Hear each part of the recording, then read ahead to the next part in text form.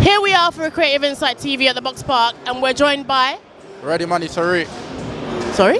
Ready Money Tyrieq. Your voice is so quiet. Nice to have you with us.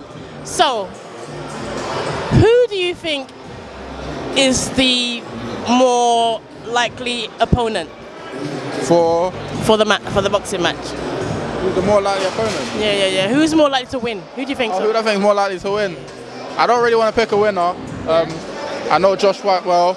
We've done a couple rounds before. Very good fighter. Obviously his pedigree is not unknown. The Olympics, bronze medal. But Dan Azeez is on the come up as well. So I can't really pick a winner. I'm gonna sit on the fence, but I'm gonna say they're both great fighters. And they're both undefeated, aren't they? So that makes it a bit more difficult. Exactly. Call it. Exactly, both undefeated in the professional ring, both friends, both good fighters, and really someone's all has to go. I guess it's a shame that they're friends, but this is boxing at the end of the day, you know what I'm saying? Yeah, it's a competition at the end of the day, and it's like kind of like honing your craft, isn't it? So somebody's got to be the loser at the end of the day, you know? So it's just one of those things. But in terms of like their history of fighting, who do you think has got kind of like their head is more in the game at this point? When you say heads more in the game, I don't really know how to answer that, because obviously Dan Azeez has got his pedigree in the professional ranks, European champion, etc. Yeah. And Josh has got his pedigree too. He won the British title about 3 years ago. Do you know what I mean? So what both fighters have done in the professional ring is not unknown. If it comes down to amateur pedigree, you probably have to say Josh has the better amateur pedigree from going to the Olympics, being on the GB team. But when it comes down to professional boxing, they both have good pedigrees. Dan Azeez has done his thing. Like I say again, European champion, etc. And no, Josh won the British like 3 years ago, what Dan has won as well, do you know what I'm saying? And being friends as well, they're obviously going to be familiar with their style of fighting, so it's going to be a lot harder to kind of. I can see why you can't really call the match, innit? Because it's going to be a difficult one to call. Yeah.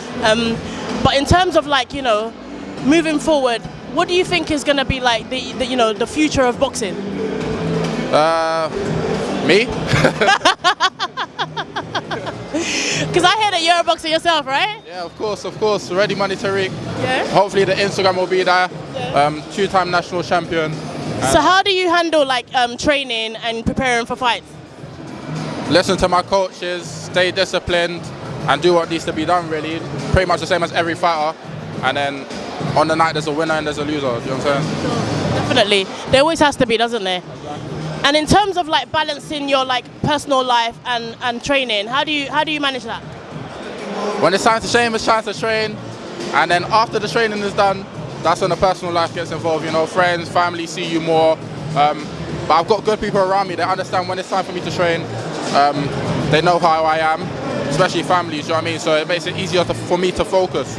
So there's no divide in between the both. They understand how I work and I understand how they work. And what is the greatest thing that you've ever learned from becoming a boxer? Like, what kind of takeaway things can, like just in terms of like inspiration for other people who want to start getting into it and stuff like that? What is the greatest thing that you've learned from actually becoming a boxer in terms of like in your own life? A saying my father always said to me as growing up as a child is that the cream will always rise to the top, which basically means like you may start at the bottom, it may be hard, starting out, whatever. You may go through your difficult periods in life, in boxing, whatever it is. But if you keep that dedication and that discipline, not motivation, because motivation fades. If you keep that discipline and stay dedicated and consistency as well, you will reach the top. No matter how long it takes, you have to get there someday if you keep working. Definitely. You heard it first here. Discipline and consistency. There you go. Thank you for having us, and thank you for joining us. No worries. Yeah? Thank you.